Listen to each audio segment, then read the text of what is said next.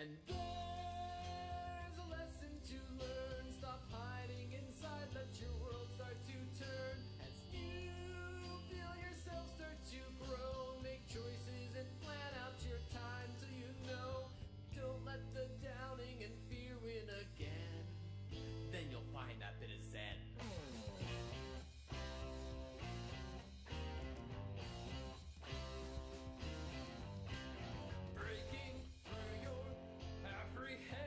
Screw expectations and live in the now with the friends that love you.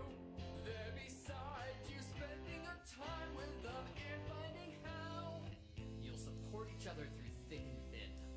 And there's a lesson to learn. Stop hiding inside, let your world start to turn. As you feel yourself start to grow, make choices and plan out your days till you know people care about you. Remember it when you must find that bit of zen. You're standing there leaving your old life behind, the courage to move on and see what you find, accepting yourself, feeling all that is real. Without him beside you, you know how to feel.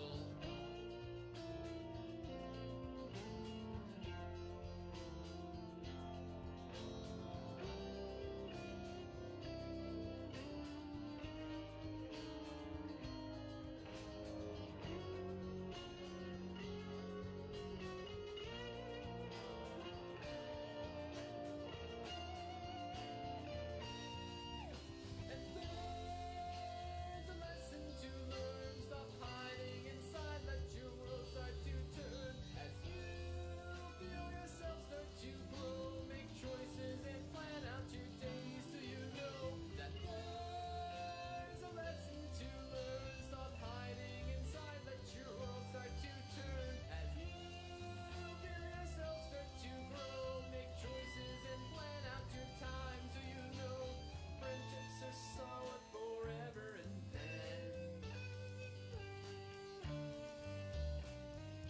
you'll found that bit of zen.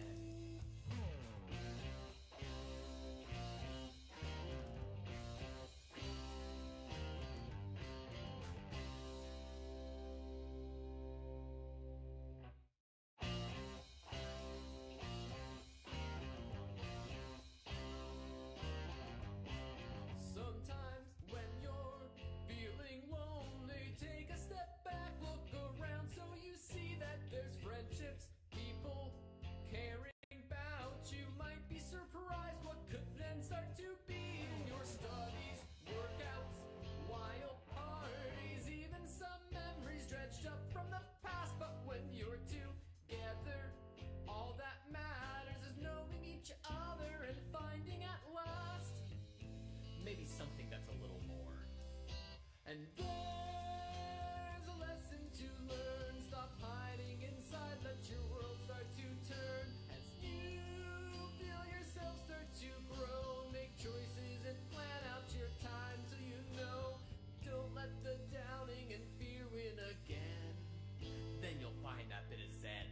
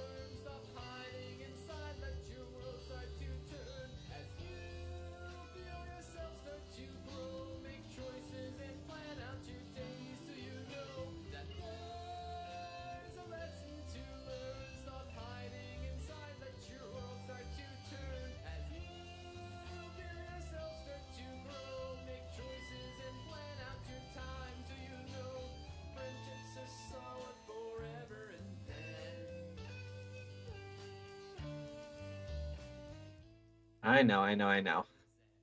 It's a time for the show. All right, give me just 2 more seconds. We'll go ahead and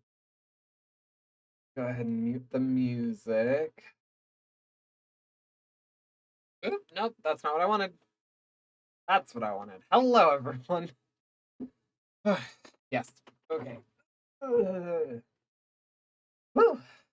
Hello, everybody. Sorry, I know I'm a touch late because I'm usually about a touch late. Um, my eyes, of course.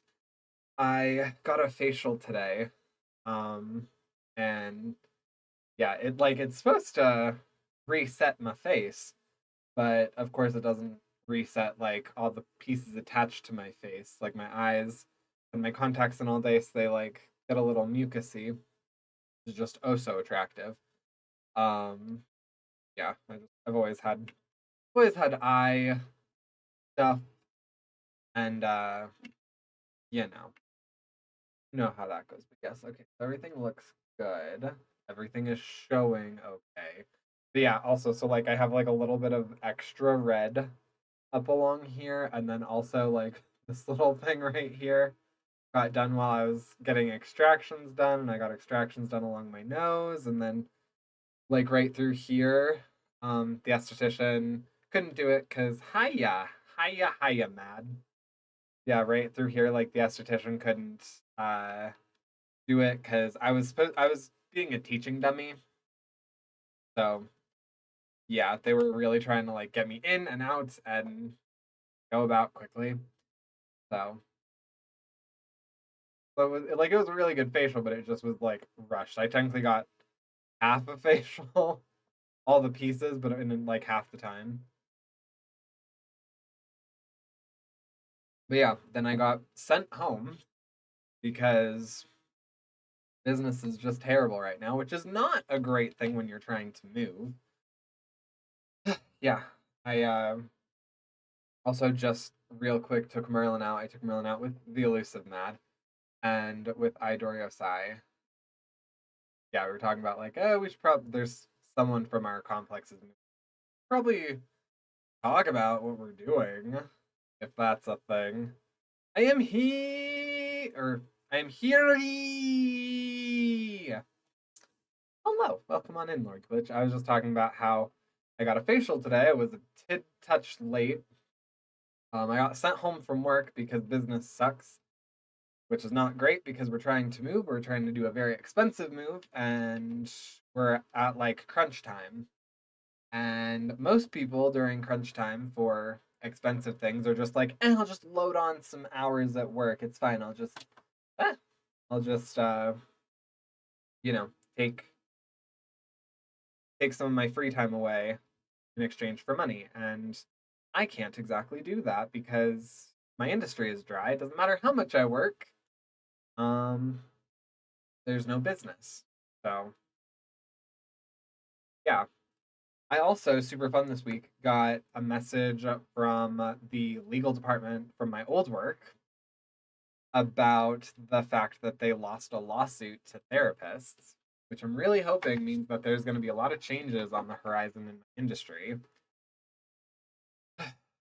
Because, yeah, eh, it's really difficult to make a living when companies and like full industries decide that they can just not pay their people and that it's fine. So, yeah. But I also have been speaking of like skincare stuff. I know you can still kind of see like the outline a little bit of some of my skin problems, but I got some new stuff listening to Dorian for once. Um, yeah, he was able to help me kind of deduce what was happening, and so a lot of it's like actually going away, and it's going away really nicely, and my skin feels good. So that's very nice. I fell down the stairs for the 10th time today. How'd you fall down 10 times? That seems a touch excessive. Were you moving things? Were you were you carrying things? Were you not paying attention? Were you running?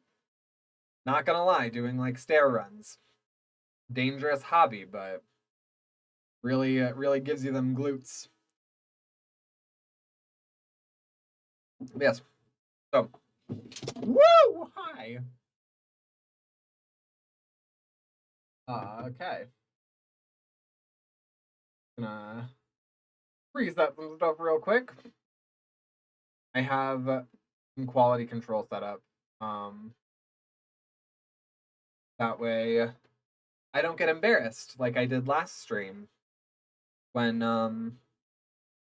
when boss raided me and I completely didn't even notice. I was kind of raging. I was getting a little bit tilted. But yeah, I also just didn't get a notification. So we're gonna hope that I was able to fix that. Sorry again about my eyes, because my eyes were never not a problem. But yeah.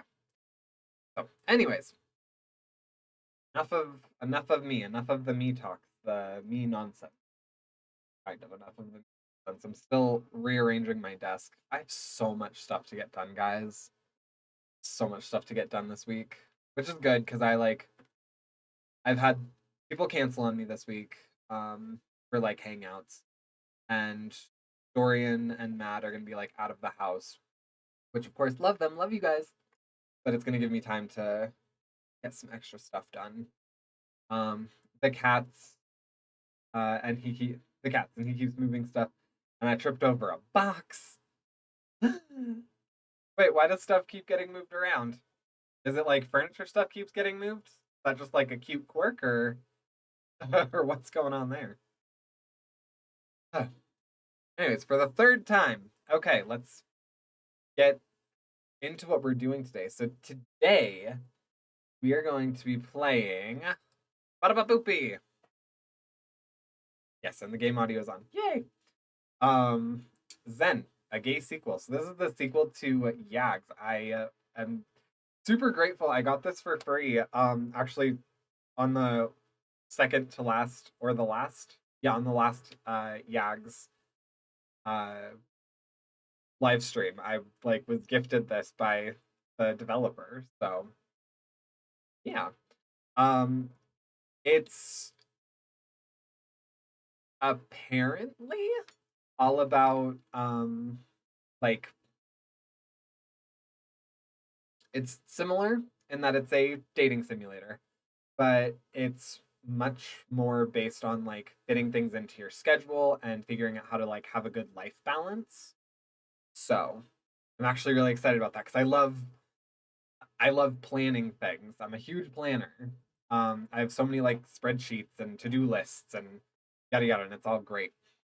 Also, how does the audio sound? Curious. Because I also recorded some stuff this week and knocked my mic, and I don't know if it messed things because I did it after I was recording. Everything keeps getting moved because he says that the house needs to be changed sometimes. Okay, I agree with that.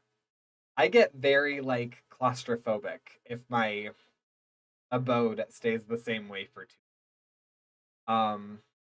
We actually like we've had to change things around a lot because we were gifted furniture, which required us to move a lot of things. Then we were gifted a roommate, which required us to move things again.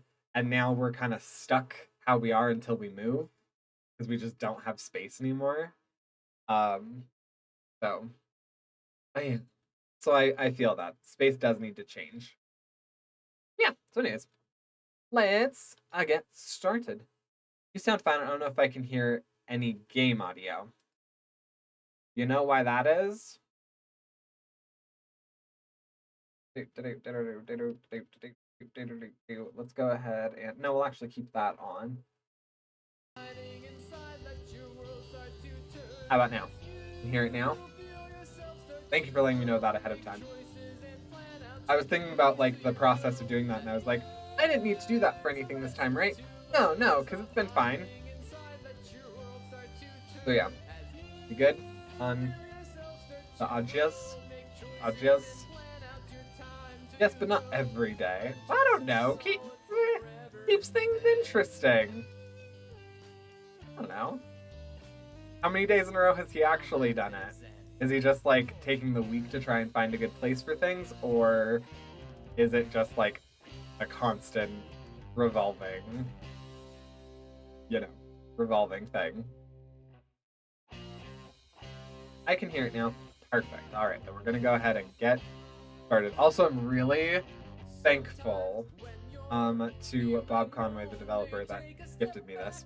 Not just for gifting me it, but he also did forewarn me that under preferences, there are a ton of obviously like things that you can switch up about it, including the fact that it's instantly set to hard on game difficulty, which we're going to keep it that way. It's a more realistic experience. Guys grow closer to you more gradually and relationships take work.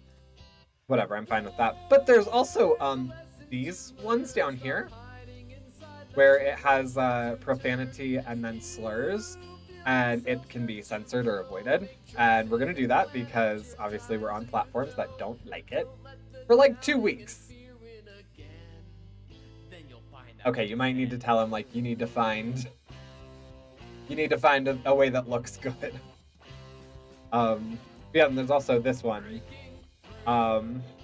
which shows a little bit more explicit characters, which I have seen. Yeah, he showed me how to do the DLC for YAGS. It's very interesting. It's not always the way that you think it is, but apparently this one already starts with it like on, and so there is a way to have it be censored.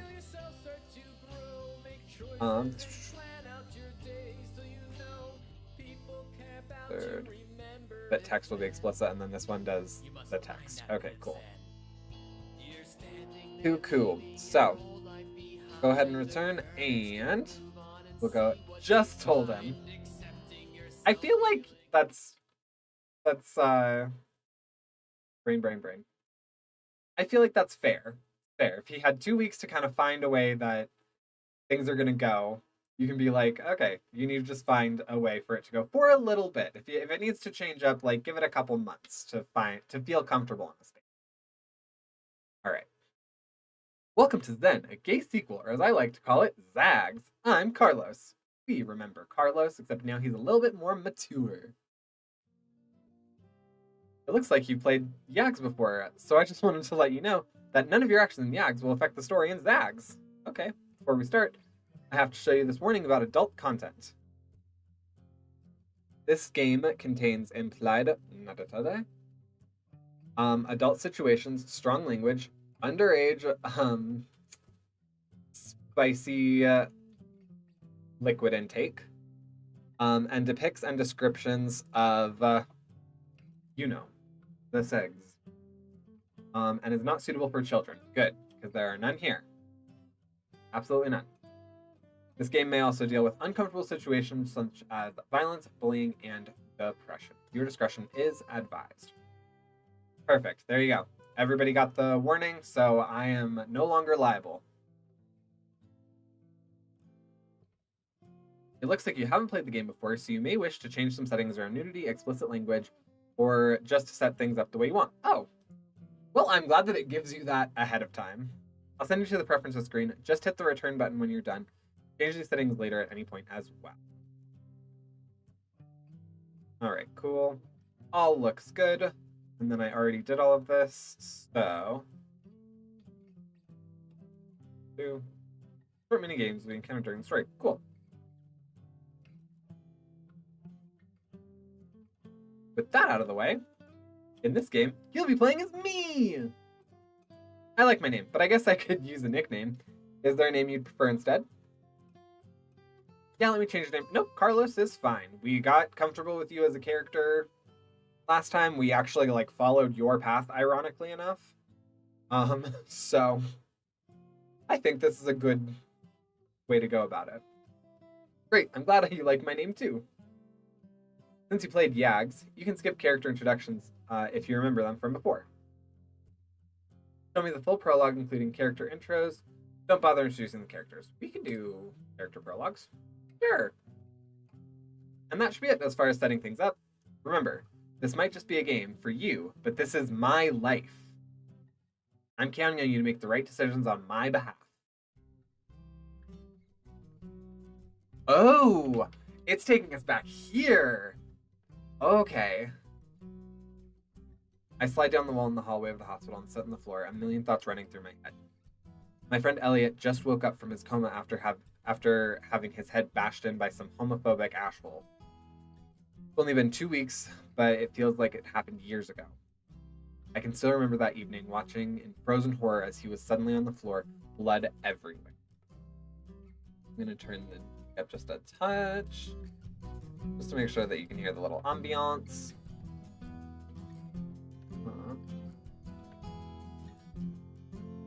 All right, and I'm making sure quality assurance is still running smoothly before we get too far in the game. Cool. Looking good.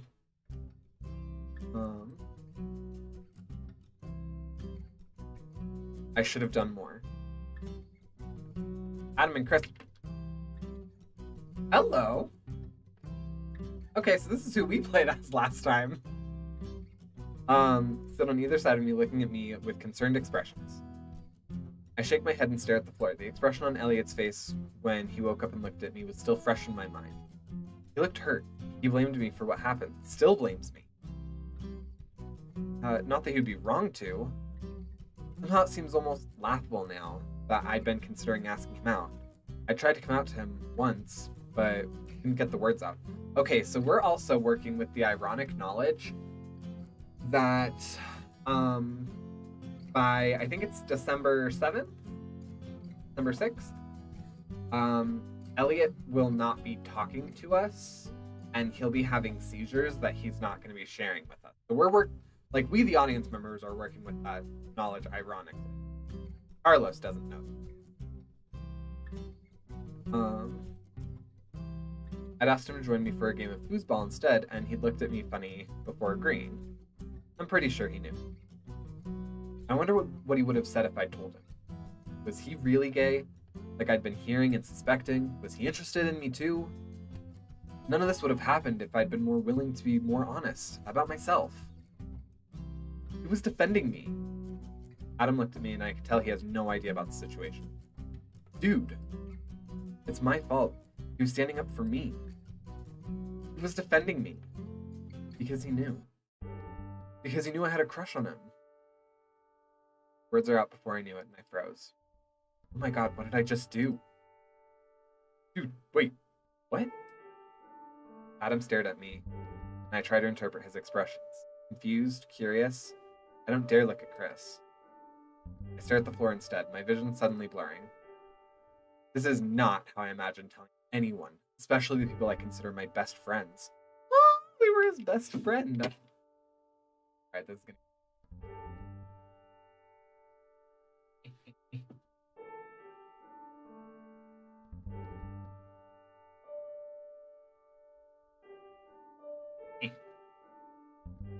Perfect. I take a deep breath and bury my face in my hand, trying to force the words out. I'm gay, Chico. It's a relief, at least for a moment. Finally admitted out loud. I can't believe I just did that. I can feel Adam's eyes on me, but I don't dare look at his face, afraid of what I'll find there. If Adam took Chris's coming out well, this will be fine too, right? Still, I know it's not the same. He'd barely known Chris at the time, but Adam and I have been friends for much longer. What's funny is that we were pretty upfront in our last game, and I'm pretty sure it can take, you don't have to tell him, right up front. As the seconds tick by, I can feel any hope for a positive outcome fading away. You knew it, you hate me. No! I winced the word, loud in the silence and filled with anger. Or maybe betrayal? Or anger because he feels betrayed? Carlos, don't you dare say that. Don't you ever dare say that I hate you. Don't you ever dare think that I hate you. That's promising. You're like a brother to me. You're my best friend. I love you. He sighs and I glance over at him as he's back against the wall. He looks hurt, but maybe that's a sign. hurt, I guess, that you didn't tell me sooner. Don't make it about you. Don't make it about you with those, cyan eyes. It's not exactly something I've told anyone before. The expression on Adam's face softens. Dude, I know that Chris is gay. You know I don't care. I know, I sigh and shake my head. I don't know. I look over at Chris, who's quiet as always. Damn it. You know what it's like, Chris. He looks back at me, stoic as always, before nodding slowly. Yeah, I do. Adam sighs. Great, I guess I just couldn't understand. Actually, yeah. Plot twist, my dude was right and Adam likes men. Yeah. I still don't think so, but I think this entire game goes through another, oh my god, not season. What is the word I'm looking for? Another semester. Wow. I've been out of school way too long. So, who knows? But I'm glad you told me now. He puts his hand on my shoulders, gently turning me toward him. But dude, I don't care. It doesn't matter. I can feel tears welling up in my eyes, and I try to will them away. But then Adam pulls me into a hug, and I'm crying freely. Things are gonna be alright. You're still my best friend. And I'm sorry about Elliot. A quick shuffle of footsteps catches my attention. Elliot's parents walk past Adam and into the room. I catch a glimpse of the look on their faces. Disapproval and fear, even revulsion. It reminds me of the look on my mother's face when she'd heard that one of my brother's friends had come out. She'd forbade him from seeing him again before dragging the three of us to church. But why do they think Adam and I are a couple? I push Adam away and lean back against the wall, a little more forcefully than intended, and shudder involuntarily. I can still remember the anger in her voice, and the exact moment I'd realized I could never tell her. Be myself around her. Did you see that? See what?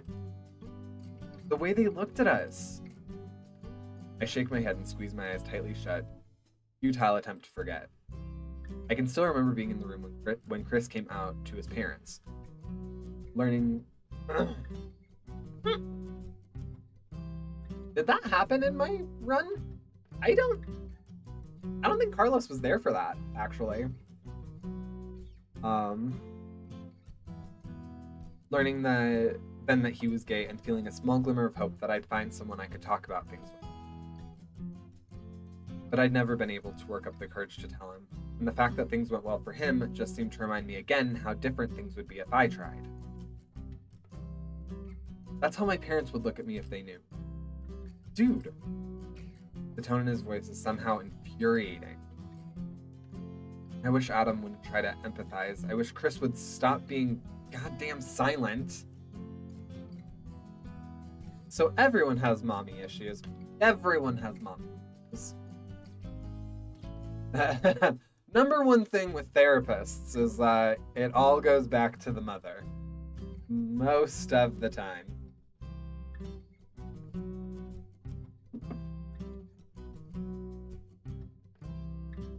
Don't dude me, Chico. You don't know what it's like. I know the words are unfairly bitter, but all I can think about is my mother. It's easy for you, Mr. California. You're straight, and it wouldn't matter if you weren't. Adam falls silent, looking at me and Chris. Chris, for his part, remains silent. I sigh, feeling more defeated than angry now. My cast is off. Let's go. Elliot needs to rest anyway, right? Adam nods, wordlessly standing. Chris stands and reaches for my hand, offering to help me up. I push his hand away and get up off the floor, wiping my nose with my shirt sleeve. Chris and I follow Adam back to campus in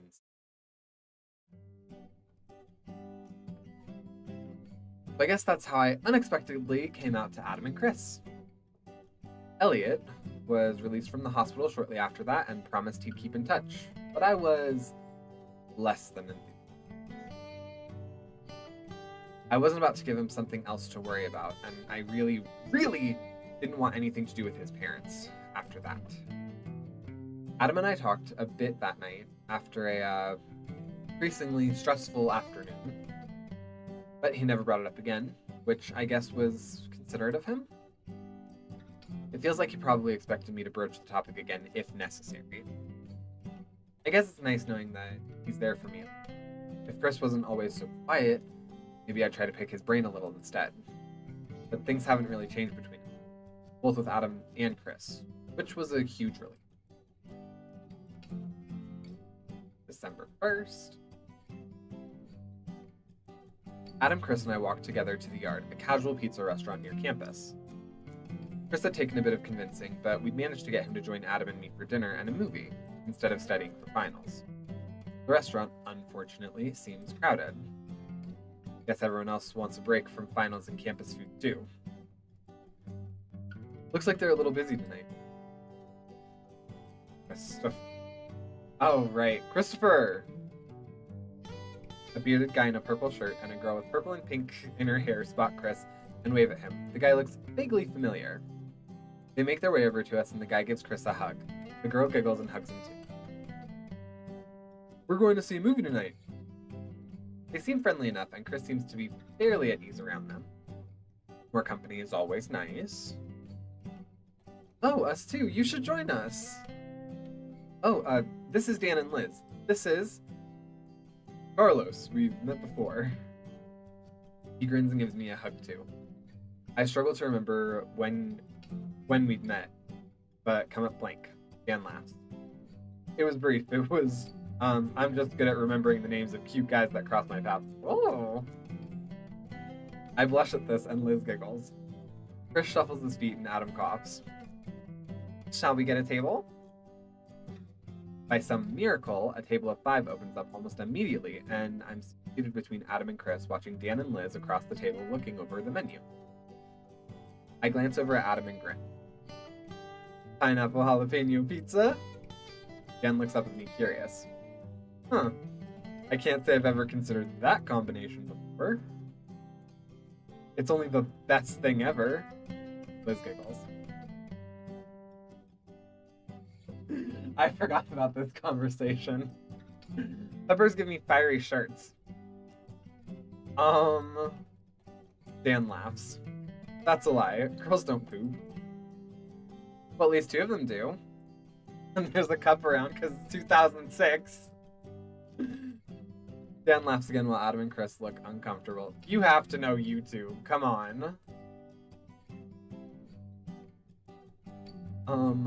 We can order 2 different pizzas. I think Chris would appreciate something different anyway. The order and conversation goes that my contacts are already failing me. They can't do this. The order and conversation goes better from there, and the discussion moves to finals. Adam is, of course, disappointed by my lack of preparation. I'll never understand Adam's or Chris's need to study so much. The food soon arrives and everyone digs in. I find myself staring at Dan across the table as he pokes Liz with his finger, and I'm suddenly curious. Do the candy pizza from 2 streams ago! You know, that actually doesn't sound like a bad idea.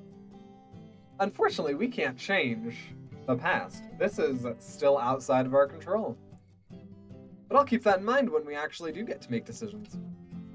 Because I'm pretty sure we're gonna have exactly the same, like, settings and characters. Can I ask you a question, Dan? He looks over at me smiling. Liz pokes his arm and he swats at her playfully without breaking eye contact. What's up? Are you and Liz dating? Ew. Dan laughs. Definitely not. Okay, I take a deep breath and will the following words out of my mouth. Okay, Are you gay? Adam chokes on his pizza and I hit him on the back. It's a welcome distraction, at least. You know, a lot of people would consider that a rude question. I can feel my heart drop and start to mutter an apology. No, it's fine. I'm not a lot of people. I just do a lot of people. In the butt. Where those people are men. Liz giggles and Adam drinks some water, shaking his head. Why do you ask? Chris and I have been talking about things, but I was kind of, I don't know. I knew it. You're totally like me. Daniel, language, that's rude. This was a mistake. Sorry, Nate and I just, You're totally gay, though. This was really a mistake. Hey, I am too. Most of the people at this table are. But, sorry, you're gay and you want to meet other gay people and generally find yourself, right? Whoops. Something like that. Dan, I'm channeling Liz today, but you're making him really uncomfortable. Sorry. I totally know that feeling. You should come to Q&A sometime. Chris has mentioned that before. What is it? It stands for Queers and Allies, although in practice it's pretty much all queers and no allies. Liz giggles. Everyone there's friendly. If anyone gives you shit, my girlfriend will shut them down. I think it's a nice way to meet people. The thought makes me nervous, but it seems like it'd be rude to outright reject their suggestion. Maybe. We meet every Saturday morning around 2, although I think tomorrow's the last scheduled one for me. You should come by, 3rd floor at the Student Center. I nod, trying to seem somewhat non-committal as I watch Chris chug some water in an attempt to cool his mouth from the peppers.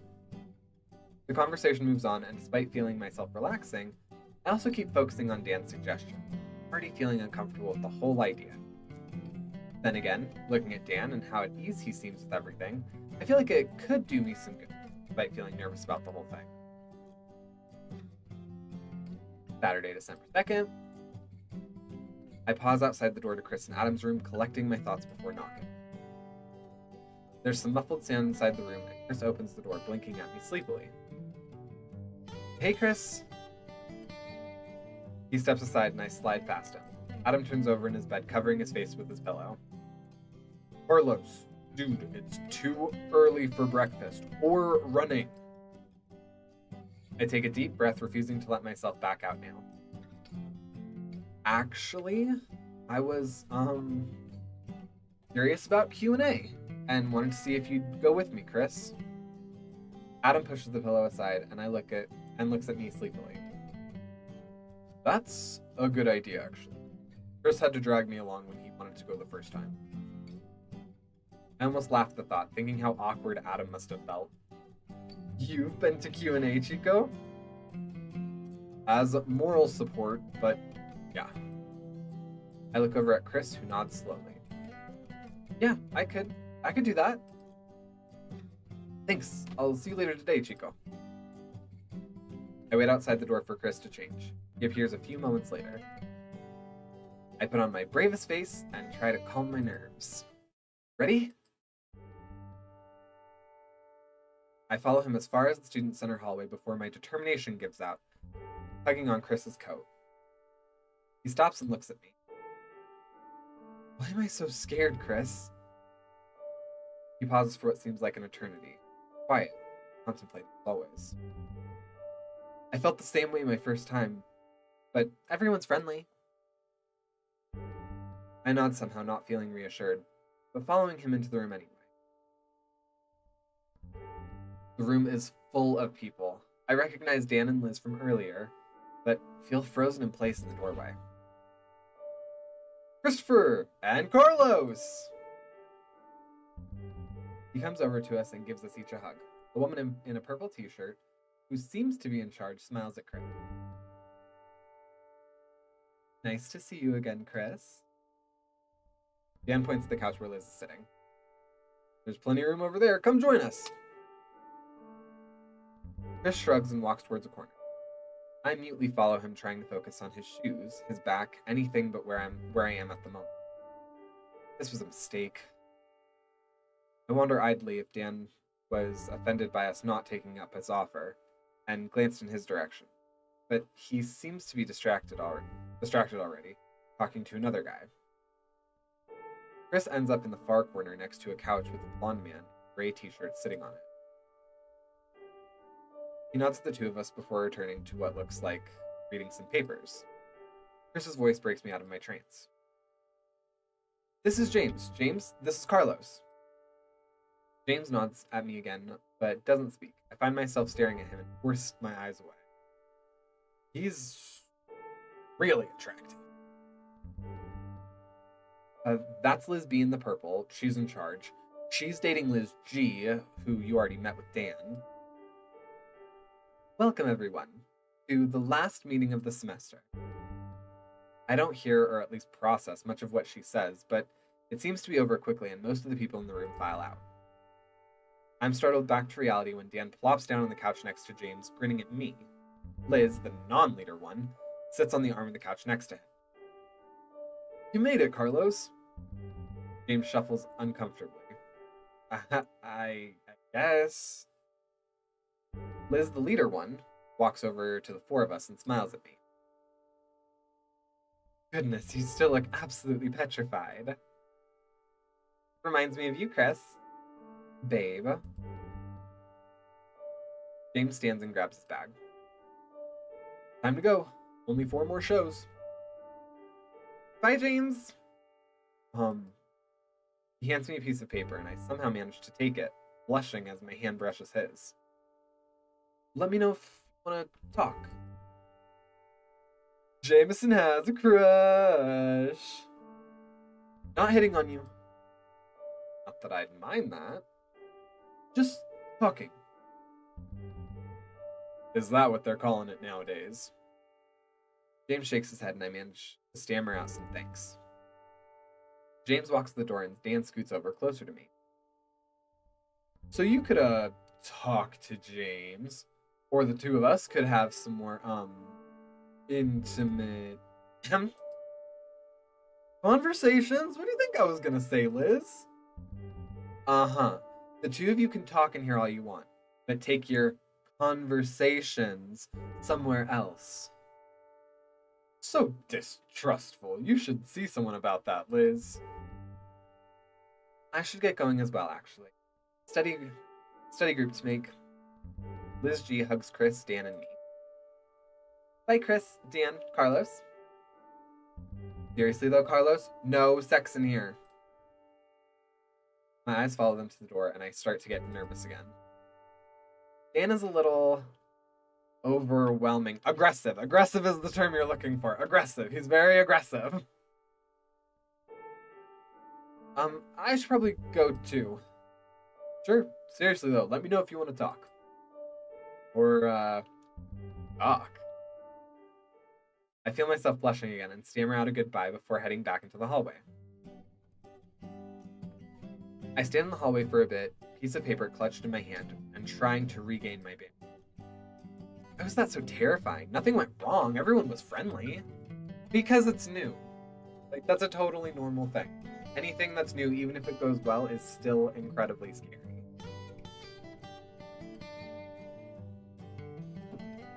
Maybe too friendly in some cases. Who would he be talking about?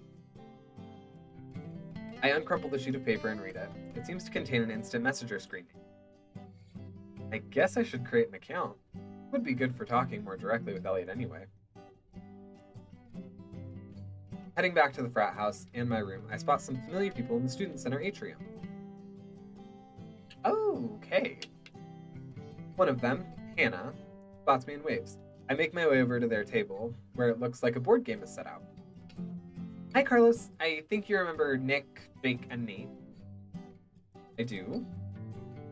And if I remember correctly, Jake and Nate are dating. And Hannah and Nick are dating. looks like you're playing a game. We were just starting a game of Thurn and Taxis.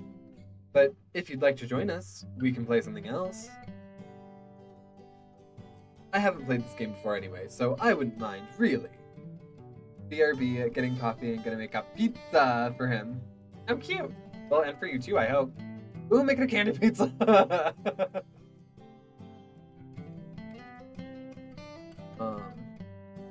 Figured we'd take advantage of being a group of 4. Chris wasn't up, I think, when we messaged him this morning. I think I should be getting back to catch breakfast, but maybe next time. Thanks! I leave them to their game and head back to the frat house. I walk into the house's dining room and spot Adam sitting alone in the otherwise empty room with a plate of food. Good morning, sleepyhead. Hey, dude. I was... your meeting. I grab the chair next to him and shrug. Okay, I guess. Dude. I was just nervous the whole time. Well, then you were probably a lot like Chris his first time. He puts a hand on my back and rubs it, reassuringly. At least it was a good step to take, right? Yes? Well, pizza rolls. I don't understand him anyway. Have my headphones on. You know. Actually, I'm sure to many people pizza rolls sound amazing. I am so not a pizza. I finger the slip of paper in my pocket, somehow finding it reassuring. Go grab some food, dude. There's some eggs and bacon left. Although I really wish we'd had some more vegetables at breakfast time. Steve, one of the leaders of the fraternity, slides into a chair next to Adam. Hey, Adam. Hey, Steve. Brain. I was like, wait a second. I just said it in the wrong voice. I quickly excuse myself to the buffet, eager to avoid yet another conversation about how Adam needs to spend more time at the house. So that's the story of my first Q&A visit. It could have gone better. I never did get the courage to message James, although it probably would have been a good idea too. I guess this entire gay thing still has me feeling nervous, even if I guess I'm technically out now, at some people. Besides, it wasn't long after that when classes ended and I flew with Adam to his parents' house in California for the break. Which I guess is where we'll pick up now. Okay, we're pretty much at the end of break then. You got an achievement, a new adventure!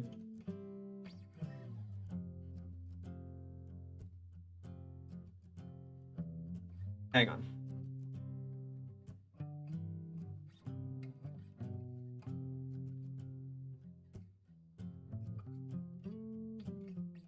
Alright, sorry, I'm having a little bit of breathing difficulty.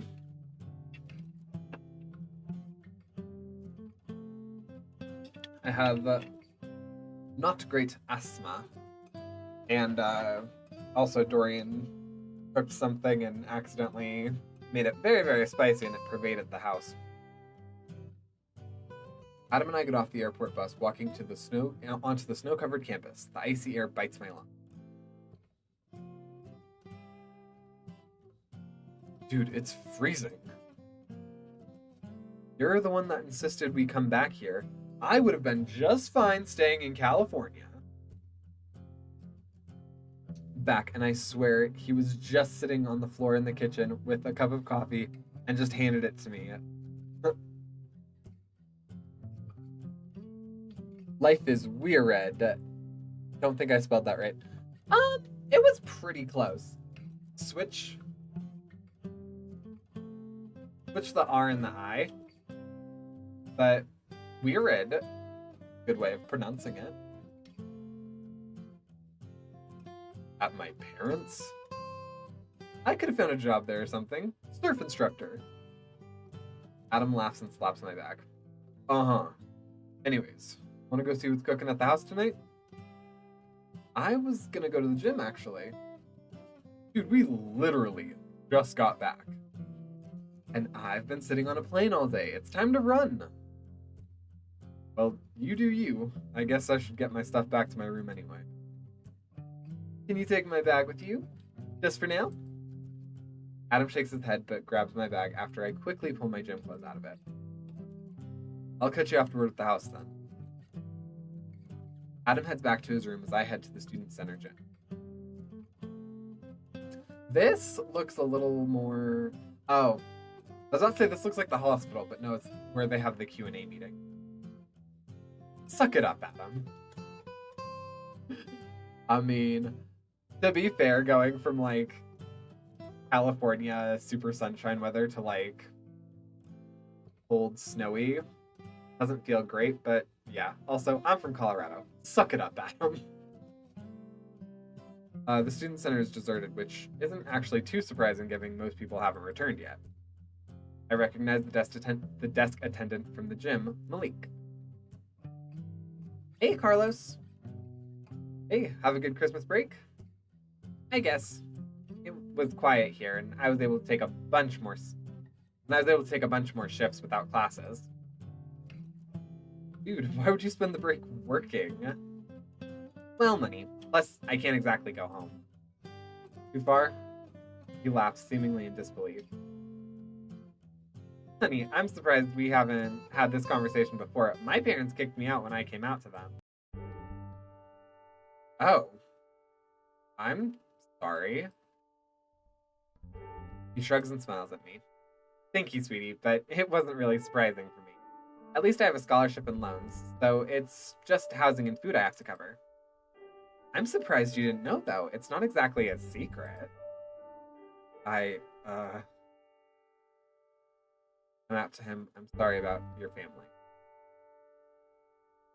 Oh, sweetie, that's nice of you, but it feels like the right thing.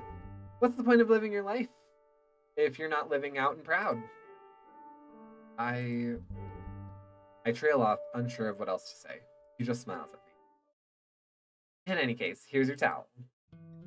Please scan your ID card there, because I'm sure you've forgotten this procedure over the past few weeks. The tension is broken and I grin. I don't know, it has been a while. I swipe my card and he nods at me as the computer beeps. You're good to go. He clears his throat as I put my card away. By the way, I'm working this desk Monday, Wednesday, and Thursday evenings, and most of the day on weekends this semester. I wouldn't mind seeing more of you, honey. Maybe I'll see you here when I come to work out then. At least until the weather is nice enough to swim. I look forward to it. Oh. I was outside all day. It was really hot, so he needs to get over it. Yas, more gays. Yeah, I wasn't expecting, hello, is Twitch instead of YouTube okay? Yeah, by all means, whatever is more convenient. Yeah, I wasn't expecting too many more new characters, I guess. But I guess if Carlos is going to be, like, doing more of the gym thing, then it makes sense that there would be a guy that maybe we meet at the gym, even if it's not, like, a workout guy. Also, sorry, I'm like, oh, you're good. No, literally, I just did the recap, so, yeah, we're on January 13th. Like, we just got back to the dorms, and we handed Adam our bag, and we're like, peace, we're going to the gym. The gym is deserted, and I quickly change and run on the treadmill for a while. I can't wait until it's warm enough to swim again. Soon I decide I'm done and wave goodbye to Malik on my way back to the house. I find Adam at the frat house's common room playing Guitar Hero with my other little, Tom. Carlos, bros! I'm not doing well on having different voices. I'm aware of it. Don't know why it's happening, but everyone's gonna have pretty similar voices today. Carlos, bro, how was your break?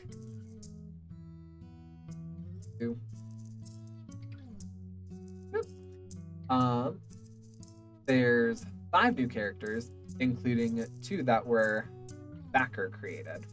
backer created. Created in the image of people that helped with the game, I'm assuming?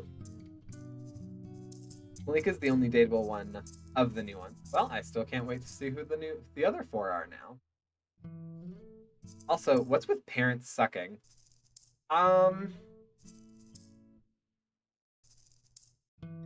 That is a great question. I feel like a lot of it, this has come up so much lately.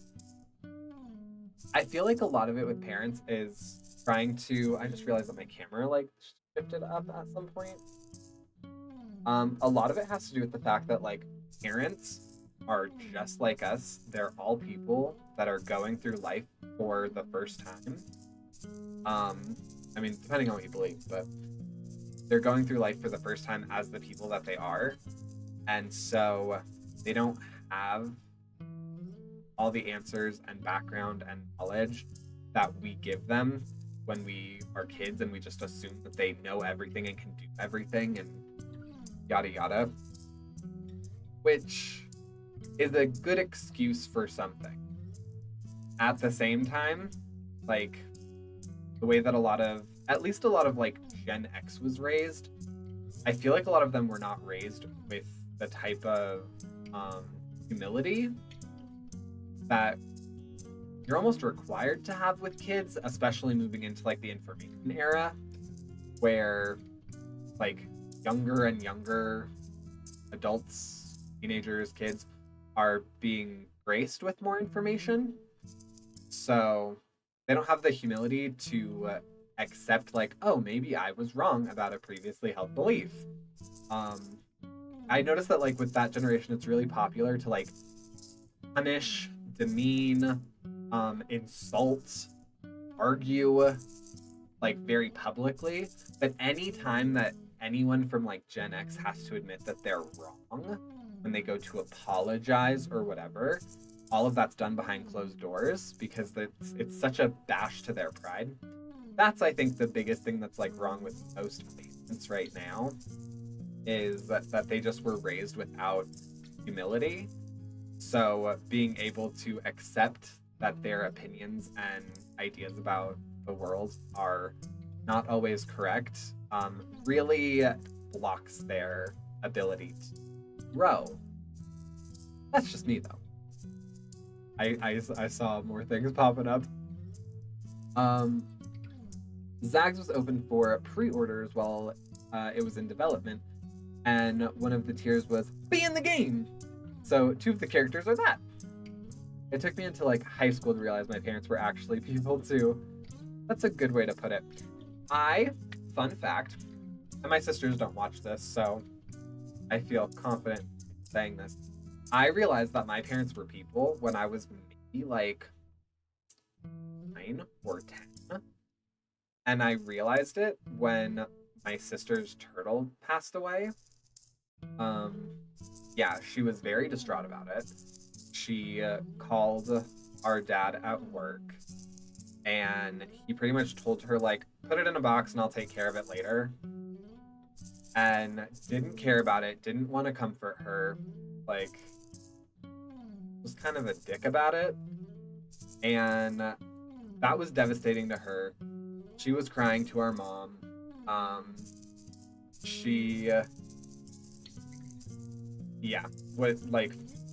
It was not good. It was not handled well. He did not act very sympathetically to his daughter. And so I ended up calling him. Me, at the rough and tough age of like 9 or 10, called my dad at work privately. I like went upstairs to our other phone line, called him. I was like, I want to have a man-to-man discussion with you. And he was like, oh, okay, let's have this man-to-man discussion. And I was like, you need to apologize to your daughter. She is hurt. She, is very sad by what just happened. You're not handling this correctly, blah, blah, blah. And my dad was pretty much like, yeah, I have actual adult things to do. So thanks for this man-to-man talk. And I'll see you when I get home. So, yeah, that was when I was like, oh, my parents are not perfect.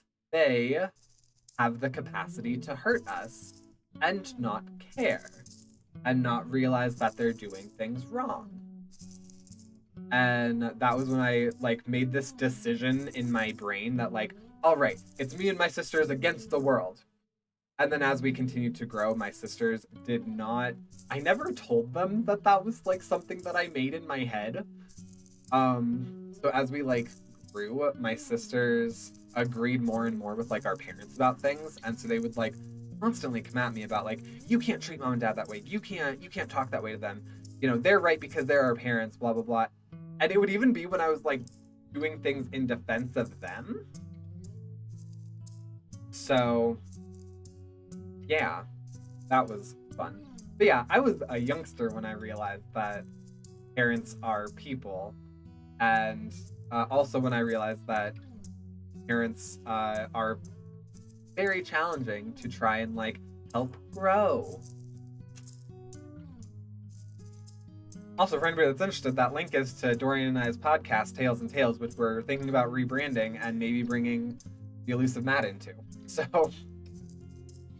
oh, and there's my Instagram too, and my TikTok, which I don't post to because I think TikTok is poison. Back from unsaid BRB. Back from an unsaid BRB. Sorry for not saying anything, but yeah, I got it. You're all good. Aw, that was really adult of you. Thank you. Oh no, who needs parents? Yeah, I don't do the parent thing. Because also, another fun fact about me, I'm adopted. My adoption day is actually coming. Based off my name, I'll bet you can't guess what day it is. What day I was adopted on. But yeah, happy adoption day. It's coming up. It's not today. But yeah, the actual day that it is, my name is a huge hint to it. But yeah, so like with, as far as parents are concerned, I don't talk to my adopted mother or father. And then I also don't talk to my biological parents either. So yeah, I'm right there on the path of like, who needs parents? Also, your shirt is great. Thank you. This actually was made by a company that kind of sponsored me. I got this for free. So yeah, this was from, I think like my second year on YouTube, I think. I don't actually know when St. Patrick's Day is. It's the 17th. Found family is all the family you need. ZAGS is very much about that. Okay. Yeah, it's so funny. I have always been like a huge like law of attraction manifestation thing. I understand that like law of attraction in and of itself, like the company and whatever, or not law of attraction, but like The Secret, that company and stuff, a little problematic. But I've been very into like the manifestation thing. And it's super funny because I have always put out there that there would be like an adult woman in my life that understands me, accepts me, loves me, that I will meet as an adult, who will be a maternal figure for me and also be like my best friend. And for years and years and years when I was a kid, I would always think about that, and I would always put it out, and I would think it would be my birth mother when I met her that I'd have that kind of relationship with. Definitely not. Definitely did not happen. But like not even a year after I met my birth mother, I started working as a therapist, and one of my clients, an adult woman who came in during a difficult time in her life, her and I got to talking. I ended up going over to her house for Thanksgiving, which is a holiday that I absolutely detest, and it was very strange of me to say yes. Like 10, 11 years later, we are really great friends. We talk every single week. Yeah, she is very much like a maternal figure as well as one of my best friends. So, it was so great. Do. Hello. Oh, ho, ho. I'm gonna not say this right. Silfrin? Welcome on in. Oh no, sorry it didn't work out like that for you. Oh no, it's all good. You heard the rest of the story. Oh, that's great. Oh, that's so sweet. Can't say it's my house. Listen to me when I was just sitting there reading. Like, yeah, it's your house and I listen, but I have feeling. Oh, sorry, my contacts are betraying me. It's your house and I listen, but I have feelings too. And then they would say something like, you don't get choices. I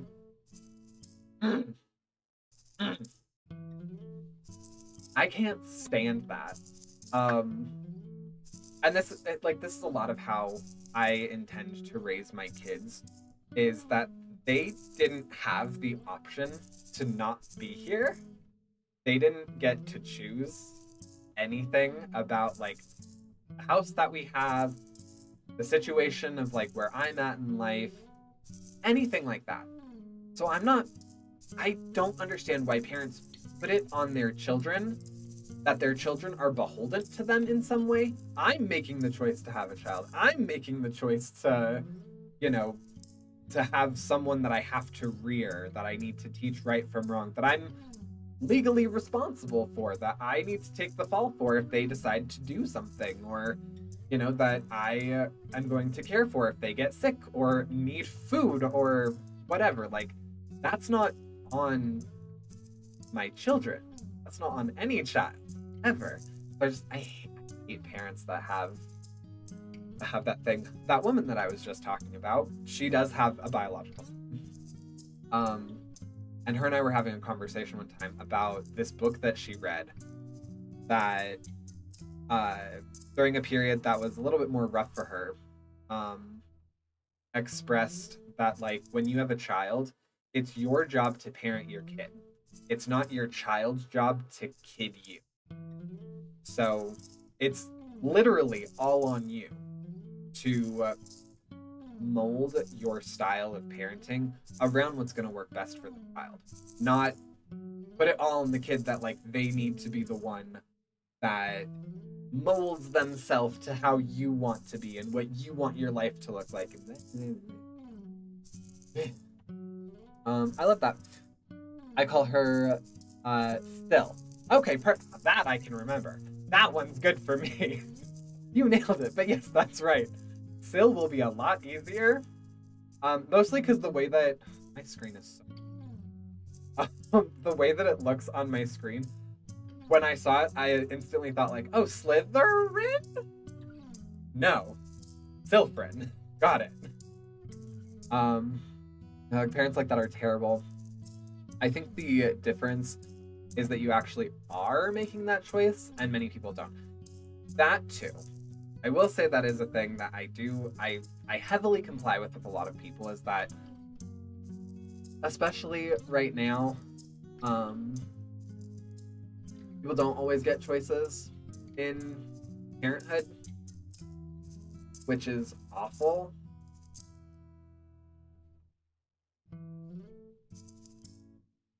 And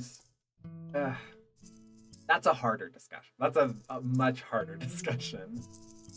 Yeah, no, I was literally, not to get like super political, but yesterday when everything was going on in Congress, or not in Congress, that's still coming. Yesterday when everything was going on with the Supreme Court, I was watching BBC and I saw that France actually codified women's reproductive rights into their constitution. And that's super great. But then when asked about like, well, why now? Why this? Why are you putting it in now? Their response pretty much was like, oh, because America's being run by a cult. and we want to make sure that it doesn't get that bad here. So yeah, really embarrassing.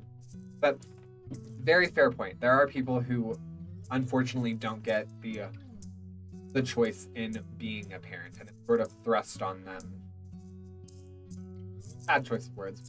But yeah, it kind of falls onto them at some point in their life, which does make it more difficult. But the adage remains of like your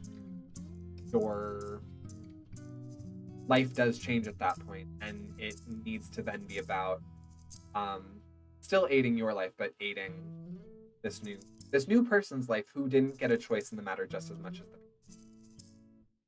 them. Hello, the mystical homemaker. How are you doing today? Friend, I have a new nickname for you now. Slytherin. Politicians seem dedicated to taking away people's choices to make that decision. Certain ones are. Certain ones definitely are. There are so many really dedicated politicians, both like in federal government and so many in different like localities, that are really just dedicated to like, our job is making sure that we provide services to you, which is the job of government. What you choose to do outside of that,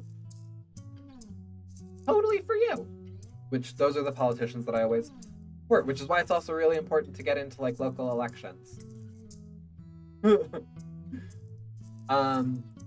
New nickname for him, it's name Josh, not his real name. Anyway, he agrees. For man friend. Dorian, I have a podcast. I should have put Dorian's like link in there as well. That way anybody that's new, that's like, who is Idorius can actually like see him. Oh, nice. No more cults. No more since Sally face. That's another sequel. I need oh god, what's its name? Cube Moose? Sacred Moose? Something? I need them to come out with that second game. But anyways, I'm all caught up on chat now. So let's keep going. That was a nice little like 10-minute 10-minute derail for me to rant.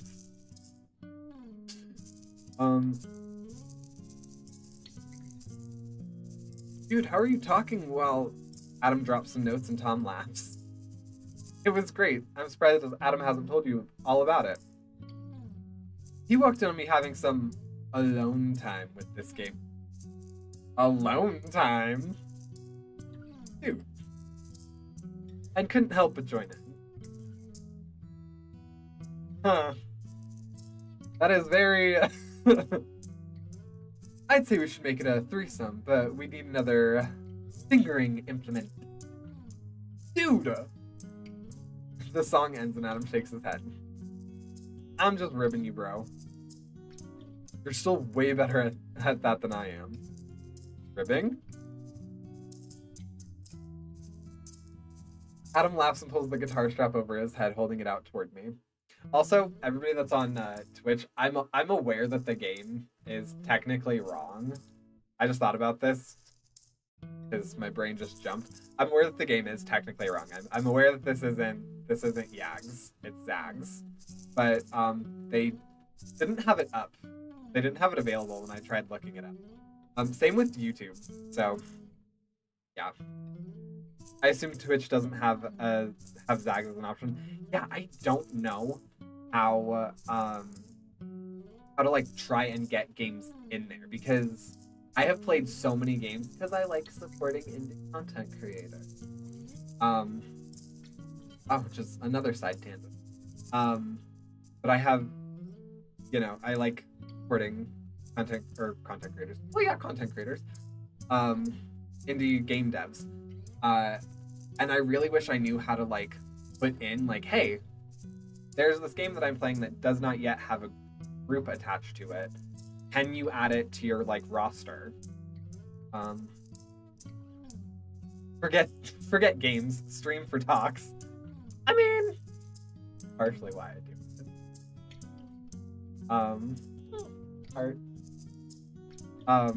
Yeah, that does also remind me, in addition to obviously loving this game and needing Sally Face to come out, I was downloading literally ZAGS and AGS to make sure that they were like on my computer for when I streamed them. And I was on my itch.io account, and I realized that another game that I followed finally like finished. Like it was done.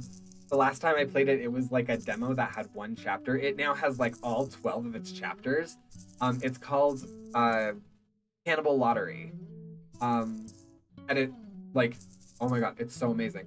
I'm definitely gonna probably play it on stream as well as do a bunch of different videos about it. But yeah, so I was like, oh cool, I'm ready. I'm gonna buy this.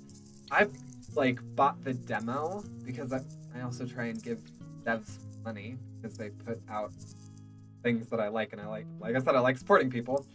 I bought it like a year and a half ago for $2, and I'm like, oh, this like very like finished game, and it like $2 was worth the demo.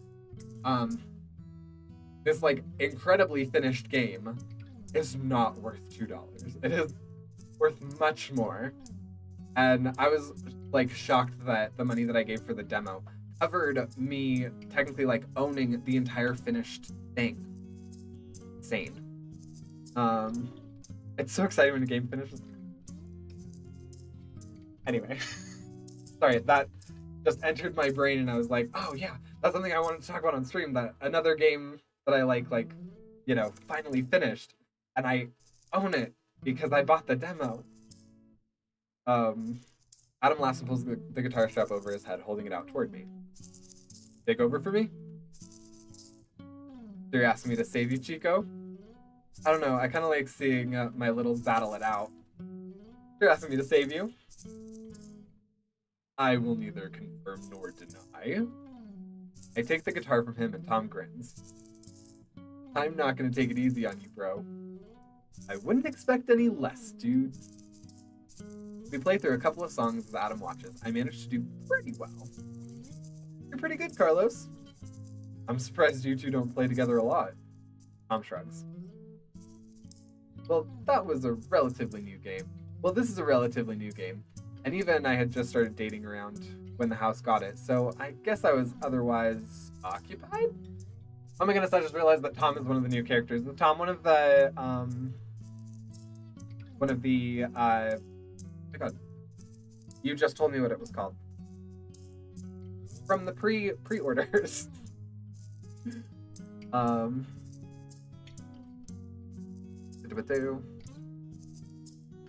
Yeah, I think people misunderstand how payments work on itch. If you make any payment, you own that game now, regardless of the eventual final price. Itch has a proper pre-order and demo feature, which is what I use for my paid games. But I find that most devs don't use it or don't know it exists.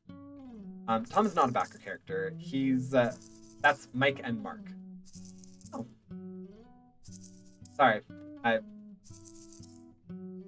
Very personal. One of those names, like, relates to something else that I did. But sick. I did not know that there was new, obviously, because I don't create games. Something that I'm thinking about, but that's for a later date. Yeah, I was unsure how they work, because I almost feel like I'm robbing them, because I paid $2 for one chapter, and there's 11 more now in that game. Which caused my artist a lot of fun since he drew them together, and I was like, I know you didn't name these, but I wish the names weren't so similar. I mean, yeah, no. I'm curious. I'm curious when to find them. Like, do they also look similar? Do they look and sound similar? Looks like a party in here. Steve walks into the room looking like he's just arrived from the airport and sets his bag down on the floor. I now have hair on my face. Hey, Steve. All of you have a good break? Can't complain. Adam nods, looking a bit uncomfortable. He's probably expecting a lecture from Steve. So while I have all of you here, I was thinking I'd like to start a weekly house meeting this semester. Oh god, dude. Don't be that guy. We had some incidents last semester. Oh, well, never mind. Maybe that's actually pretty... Maybe that's a good thing for, like, safety purposes. Yeah, because Elliot having his head beaten in by Robert wasn't. And it's more important than ever that we stick together, especially with Spring Rush coming up. Ooh, are we gonna get to do Rush Week? So Tuesday evenings? Tuesday evenings works perfect for me. That's, when I do this thing.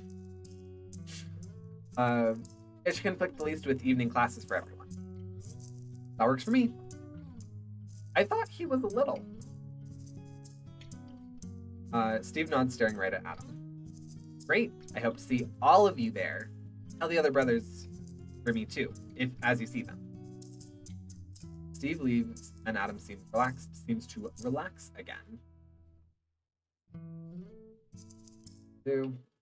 I need to get into Stream Element and calm it down. They look like the real people, and Mike is British and sounds it.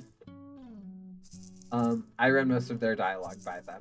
That's probably a place. I have to go. Bye. Have a good night or day. Aw, boo. All right, Lord Glitch. Well, have a good rest of your evening, and I'll see you probably Thursday? Question mark.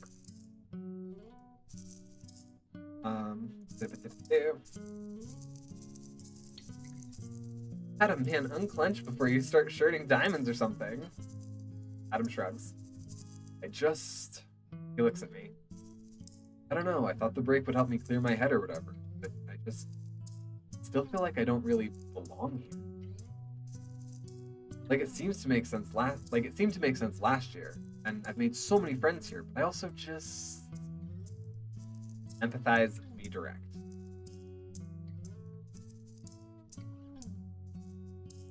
This would be easier if I knew what these looked like. Alright.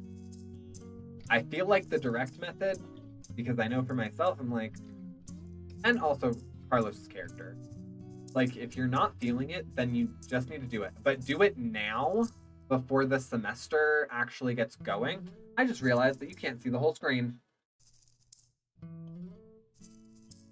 Wow.